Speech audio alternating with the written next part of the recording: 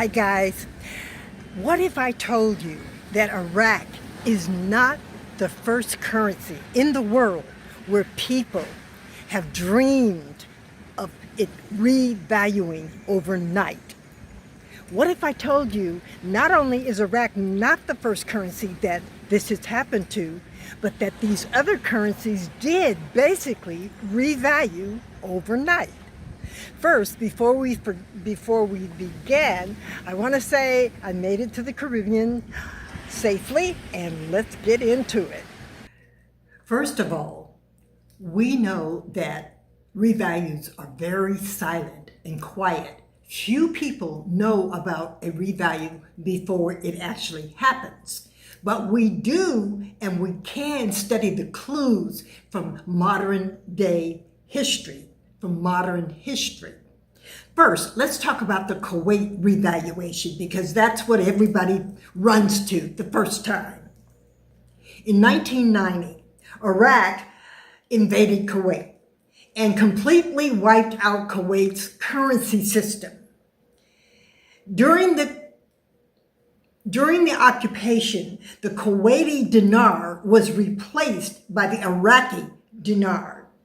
When the war ended in 1991, Kuwait brought back its own currency. Now here's the key point. The Kuwaiti dinar returned to its pre-war value quickly because Kuwait had oil wealth, international backing, and a stable government. Iraq is making every effort to have this bundle of support. Lessons. A revaluation can happen, but it requires strong economic fundamentals and a political stability. And it also requires international friends, because it was the international community that put Kuwait's currency back on its feet so quickly. 2, let's look at Germany after World War II. Who would have thought that the Germans' currency would blow up after what they had gone through? Their currency was basically worthless after World War II. In 1948, Allies introduced the Deutsche Mark. Overnight, listen to what I'm saying to you, overnight, it gave Germany a new economy lifeline. Overnight. Again, there was a strong economy, a proven economy, and international backers. The international backers in the case of Germany was its allies and the United States. So the United States has already helped major countries revalue their currency. There is no doubt in my mind that they can do the same for Iraq. Number 3, Zimbabwe. Now we all, as a group here, we watched Zimbabwe's revalue. We saw the hyperinflation. We also saw how Zimbabwe gave around 2 weeks to 3 weeks of time frame for people to turn in their old Zimbabwe currency for the new Zimbabwe Z, the ZIG, which is backed by gold. We watched that, and none of us, well, first of all, we didn't have the current currency that they were using in the country at the time of the revalue. So none of us got on an airplane and flew over to Zimbabwe and dealt with the revalue. But we did get a glimpse of how countries may or may not handle their revalue.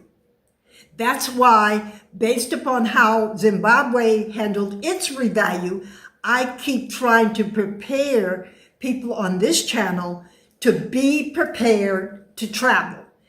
No, it doesn't mean that you will have to travel. You may be able to walk down the street or catch a bus or drive across town to your bank and exchange the IQD. But that may not happen. And I want you to be prepared for whatever happens, because Iraq could very well readjust its currency and it not ever, at least in the initial stages, be available for revalue in the United States. It's totally possible, people. It's happened. Now let's look at China for a quick moment. In the early 2000s, China began slowly revaluing their currency. It wasn't an overnight event. Instead, their currency was carefully adjusted over years as China became a global economic powerhouse. Now, more than likely, that's how I see, that's me. And I am not a trained economist, but that's basically how I see Iraq doing its thing, is its value gradually increasing and increasing over time. Many of you, many others, and economists, global economists, say it will happen overnight. I don't know, and I'm not sure if they know. But one thing is for sure, we as IQD investors need to be prepared no matter what Iraq decides to do. Being prepared means that you have a U.S. passport. That means you don't owe over $5,000 in taxes to the U.S. government, and that you do not owe any back child support payments, and that you do not have a record. Number 5, what this means for the IQD. So we've seen, and like I said, we've seen what other countries have done, and we're watching Iraq closely to determine what they may do. And if you're already a subscriber, always be sure to check on the channel's blog. I put a lot of information on the channel's blog, and basically it's blowing up.